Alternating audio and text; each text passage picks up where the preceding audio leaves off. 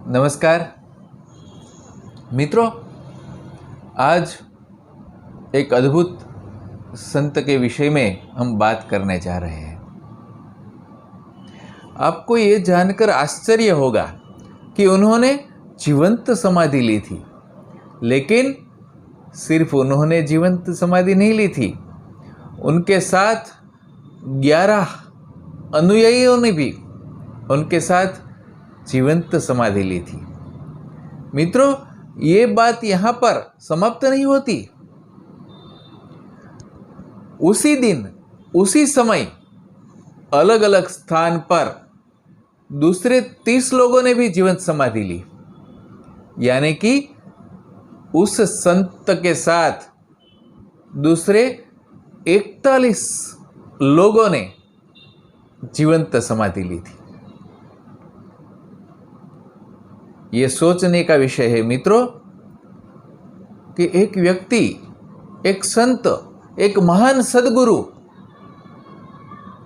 उन्होंने अपने अनुयायी के प्रति, समस्त मानव समाज के प्रति इतना प्रेम फैलाया, इतनी करुणा बरसाई, इतना अद्भुत कार्य किया कि सबके हृदय प्रेम से जुड़ गए। सिर्फ हृदय नहीं जुड़े, पूरा जीवन जुड़ गया।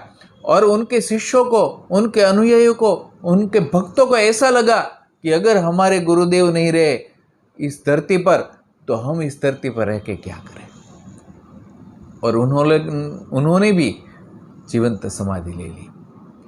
तो एक साथ, जहाँ पर एक सद्गुरु के साथ 41 शिष्यों ने जीवंत समाधि ले ली, उसी स्थान पर उनके साथ 11 शिष्यों ने, और उसी समय अलग अलग स्थानों पर मिला के कुल 41 शिष्यों ने जीवंत समाधि ली।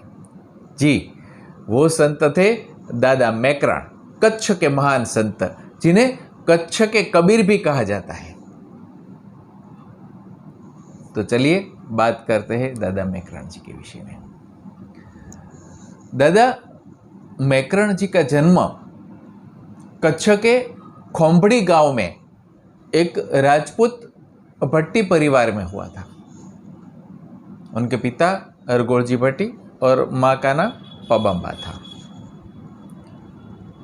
तो वे जब छोटे थे तब गोपालन करते थे, गौवे चराने के लिए जाते थे।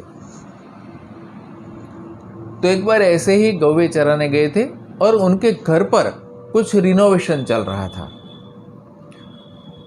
तो कुछ दीवार बनाने के लिए कुछ खोदा, तो जमीन के नीचे एक टंकी जैसा मिला, एक पत्थर था। तो पत्थर उठाया तो उसमें कुछ वस्त्र, कुछ माला, कुछ चीज़ें मिली जो एक साधु की हो सकती है, ऐसी चीज़ें निकली। तो उन्होंने वो एक संभाल के रख दिया। लेकिन जब दादा मैकरण वहाँ पर थे तब सिर्फ 12 साल की उनकी उम्र थी। गौवे चराने जा रहे थे गोपाल की तरह। तो वहाँ पर उसको प्रेरणा हुई कि कुछ ना कुछ हुआ है। वो घर पर आए, वो चीज़ें मिली, वो देखी तो उनके रोंगटे खड़े हो गए, वाइब्रेशंस आने लगे, कुछ ना कुछ होने लगा। उन्होंने कहा कि ये मेरे पूर्वजन्म के वस्त्र हैं, मुझे साधु बनना है, मेरा अगला जीवन ये है। और वो लेके निकल पड़े। वो गए माता आशापुरा माता का मठ, कच्छ में ही ये बहुत प्रसिद्ध है, वहाँ पर गए। और वहाँ पर संत थे गंगा राजा कापड़ी, उनसे मिले और दीक्षा देने के लिए कहा। उन्होंने कहा पहले आपके परिवार वालों से सम्मति लेनी पड़ेगी। और फिर परिवार वालों ने, उनके माता पिता ने सम्मति दी, उसके बाद उनको दीक्षा दी गई। तो उनका नाम रखा गया था मैको जी, लेकिन दीक्षा देने के बाद उनका नाम चेंज करके मैकरण किया। तो कापड़ी संप्रदाय की दीक्षा ली। वो कापड़ी संप्रदाय था जिसमें भगवान का उच्चारण, स्मरण करते हैं जी नाम से, जी नाम बोलते हैं, परमात्मा को स्मरण करते हैं जी नाम से, परस्पर मिलते हैं तो भी जी नाम कहते हैं। तो फिर उनके गुरुदेव ने उनको ध्यान साधना करवाई, मंत्र साधना करवाई, जप साधना करवाई, काफ़ी तपस्या करवाई। तो ध्यान की उच्च स्थिति में उनको अपने पूर्व जन्म का स्मरण हुआ। और कहते हैं कि उनका जो पूर्व जन्म था वो लक्ष्मण जी के रूप में था। भगवान राम के भाई लक्ष्मण, उनके ही ये अवतार थे, ऐसा जाना उन्होंने। फिर एक समय आया, तब गुरु ने आज्ञा दी कि अब तुम देशाटन के लिए जाओ, अलग अलग स्थानों पे जाओ। तो अलग अलग स्थानों पे निकले वहाँ से। तो काफ़ी कुछ इंटरेस्टिंग प्रसंग उनके जीवन में बने, काफ़ी लंबी बातें हैं, लेकिन मैं कुछ मुख्य मुख्य बातें मैं आपको बताता हूँ। तो मोरबी के पास दहीसरा में भी वो थोड़ो समय रुके थे। वहाँ पर एक खीम साहब करके संत थे, उनके साथ भी रुके थे। वहाँ पर भी कुछ चमत्कारिक घटना हुई थी कि वहाँ पर एक राजा अपने सैनिकों के साथ निकले थे और वहाँ पे रुके साधुओं को देख के। फिर इन लोगों ने कहा कि आप भोजन ग्रहण करके जिया सेना के साथ। तो उनको लगा कि ये संत हमें क्या भोजन करवाएंगे, यहाँ कुछ दिखता तो है नहीं। लेकिन जैसे दो चार लोगों की खाना बनाते हैं, भोजन बनाते हैं, इसलिए बनाया ऐसी तरह। और फिर पूरे राजा को उनके सैनिकों के साथ, जो बड़ी संख्या में थे, उनको सबको भोजन करवा के तृप्त कर दिया था। ऐसी चमत्कारिक घटना भी कही जाती है। उसके बाद दादा मेकरण आगे गए और गिरनार पहुँचे, और गिरनार पहाड़ पर उन्होंने बहुत साधनाएं की, तपस्याएं की, और भगवान दत्तात्रेय प्रसन्न हुए। भगवान दत्तात्रेय जी ने उनको दर्शन दिए और फिर एक कावड़ दी। उन्होंने कहा कि ये कावड़ है, उसको तू अलग अलग पे ले जाना, सब कुछ भिक्षा इत्यादि ग्रहण करना, लेकिन वो लेके जो ज़रूरतमंद है वहाँ तक पहुँचाना। भूखे को भोजन देना, प्यासे को पानी देना, लोगों को सदुपदेश देना। मानव सेवा ही प्रभु सेवा है। फिर वहाँ से भगवान दत्तात्रेय जी के आशीर्वाद प्राप्त करके दादा मेकरण वहाँ से निकले और बिलखा में उन्होंने धुनी जगाई। वो धुनी कहते हैं ना, अग्नि जला के वो धुनी बनाते हैं। तो वहाँ पर साधना करने लगे और 12 साल तक वहाँ पर उन्होंने धुनी जगाई, भगवान का आराधन किया, ध्यान साधना की, भजन की और सत्संग किया, और कई लोगों के जीवन में परिवर्तन कर दिए।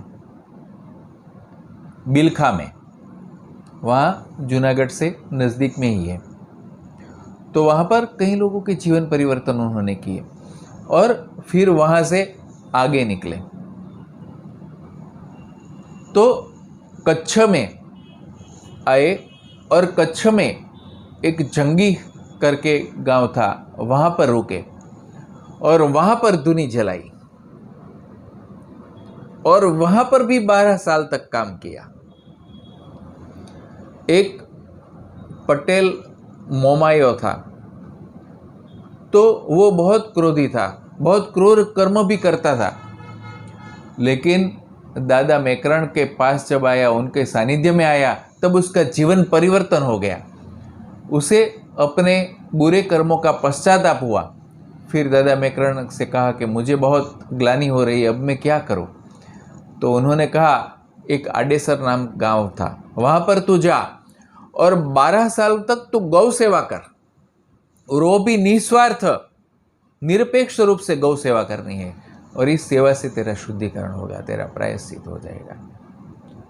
तो उनके कहे अनुसार वो भी वहाँ गया। उसके अनुसार एक गांव के ठाकुर थे, वो निसंतान थे, और वो भी दादा मेकरण के पास आए।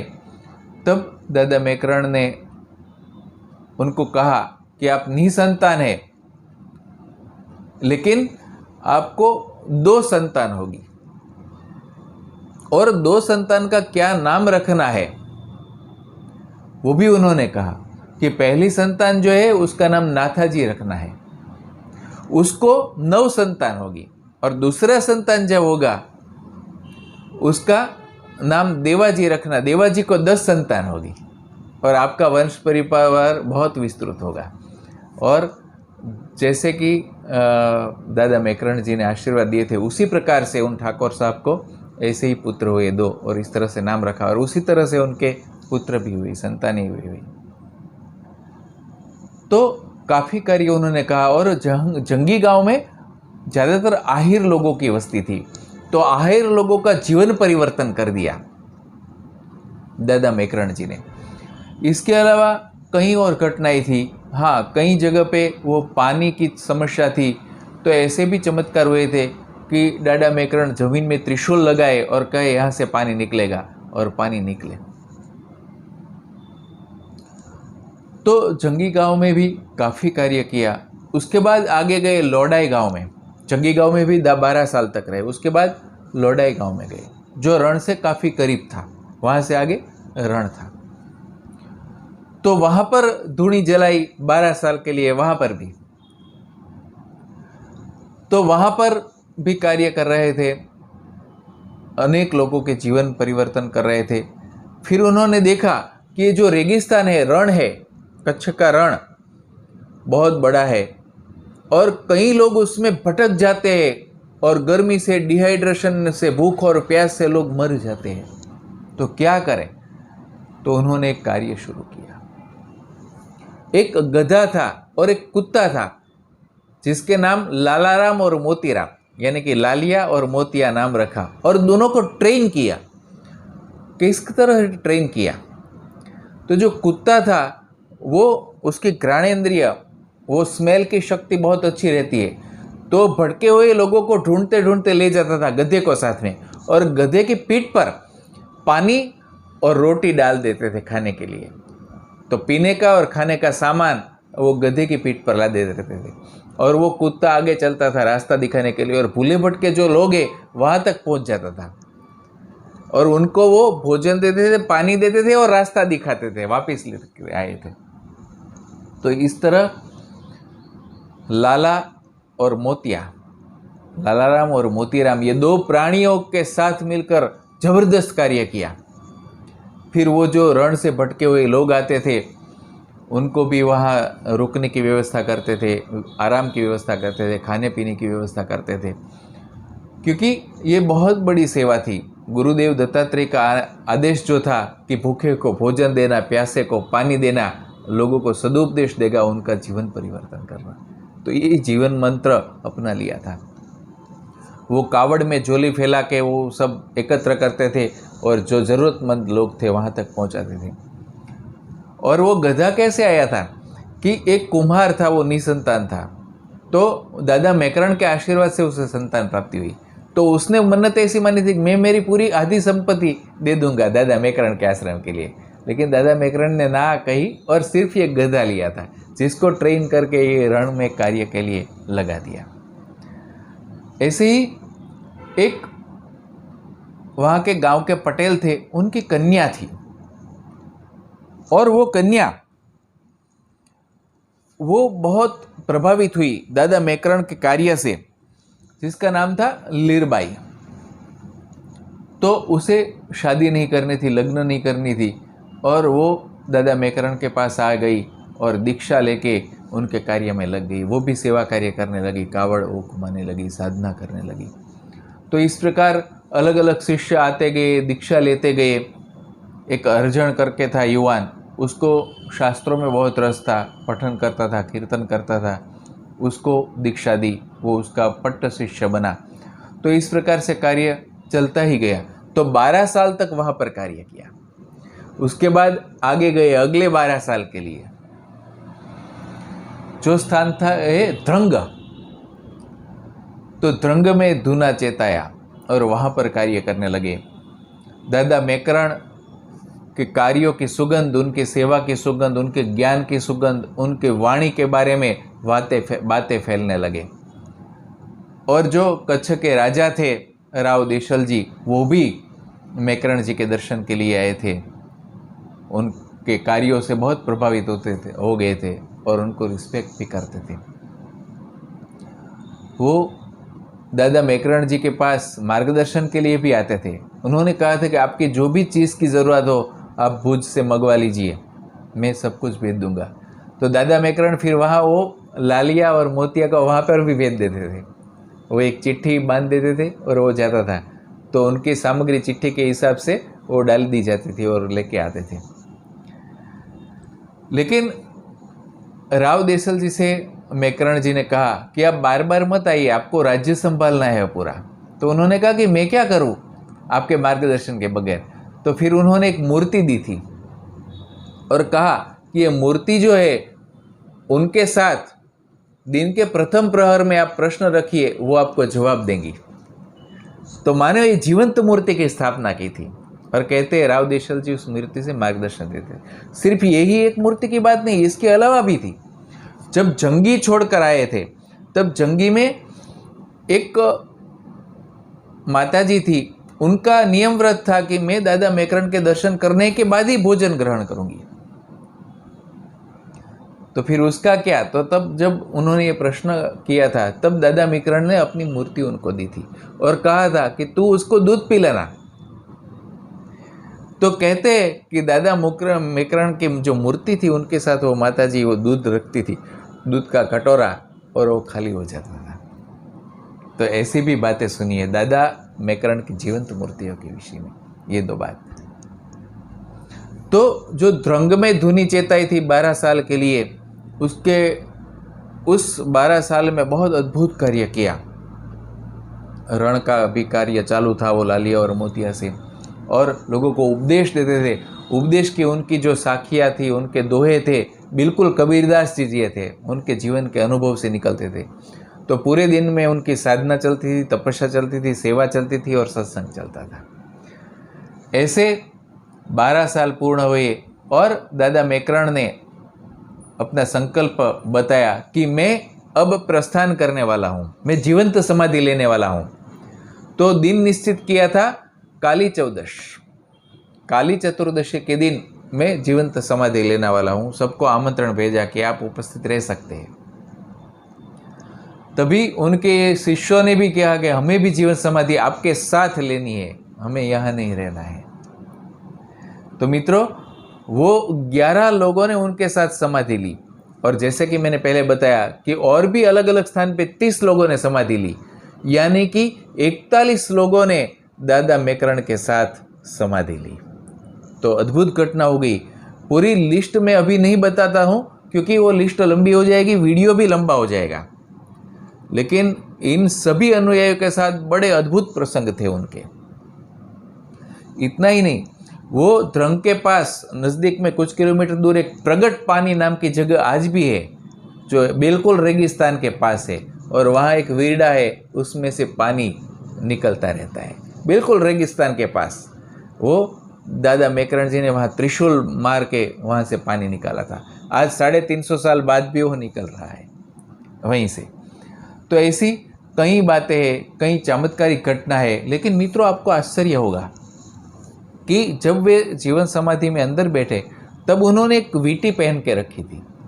तो वहाँ जो उपस्थित लोग थे उनसे बताया कि देखिए, ये राव देसल जी ने मुझे वीटी दी है, मैं समाधि के वस्त्र पहन के बैठ रहा हूँ, मेरे वस्त्र छोड़ दिए, लेकिन ये वीटी नहीं निकाल रहा हूँ क्योंकि उसमें राम और सीता जी की है, इस वीटी के अंदर उसकी प्रतिमा चिन्हित है, तो ये मैं धारण करके रखता हूँ। तो सब लोगों ने कहा जी गुरुदेव, आपकी जैसी इच्छा वो आप रखिए, और वो समाधि में चला गया। जमीन वो बंद कर दी गई, सब कुछ। मित्रों, आपको आश्चर्य होगा कि एक उनकी अनुयायी माताजी थी जो उनको मेकरण दादा को सिर्फ गुरु नहीं लेकिन अपना भाई भी मानती थी। तो उन्होंने एक बार कहा था कि जब आप गंगा जी यात्रा पे जाओ ना तब मुझे बताना। तो मेकरण दादा ने कहा था कि जब समय आएगा मैं आपको बताऊंगा। समाधि लेने के बाद 3 दिन बाद अपने वो 11 लोगों के साथ जो समाधि ली थी, वो 11 लोगों के साथ पूरी मंडली गई उस बहन के घर और कहा कि मैं गंगा यात्रा पे हम लोग जा रहे हैं, आपको आना है क्या? तब वो बहन जी ने कहा अभी तो मेरे पास समय नहीं है दादा, मैं नहीं आ पाऊंगी। तो दादा मेकरण ने कहा ठीक है, ये मेरी जो ये अंगूठी है मैं आपको देता हूँ, ये आप जाके मेरे शिष्य जो भी गादीपति है उनको देना और कहना कि दादा मेकरण ने ये अंगूठी जो है, वीटी है, रिंग है, वो भेजी है और कच्छ के राव देसल जी को वापस देना है जो समाधि के समय मैंने पहनी थी। आश्चर्य की बात हो गई और वो बहन जी गई। फिर वो अर्जन राजा थे, उनके पट्ट शिष्य जो महंत थे, वो राव देसल जी के पास गए और कहा कि हम सब उपस्थित थे जब दादा ने जमीन में समाधि ली तब ये अंगूठी पहन के रखी थी, लेकिन 3 दिन के बाद वो बाहर निकले और आपको भेजी है। तो ऐसी कई घटनाएं उनके समाधि के बाद भी हुई। उन्होंने समाधि के वक्त कहा था कि आप सब कोई दुखी मत हो। कुछ भक्त दुखी होते थे, मैं कहीं नहीं जा रहा हूँ, मेरी मृत्यु नहीं रही है, मैं यहीं पर हूँ, सदैव रहूंगा, जब भी आप मुझे याद करोगे मैं आपको जवाब दूंगा। तो सदगुरु का अस्तित्व हमेशा रहता है। हमें लगता है कि वो जमीन छोड़ के चले गए, नहीं जाते। अपने शिष्यों के लिए, अपने भक्तों के लिए, अपने अनुयायी के लिए वो सदैव कार्यरत ही रहते हैं। तो आज बहुत समय लिया, काफ़ी प्रसंग है, लेकिन फिर कभी। बहुत बहुत धन्यवाद। नमस्कार।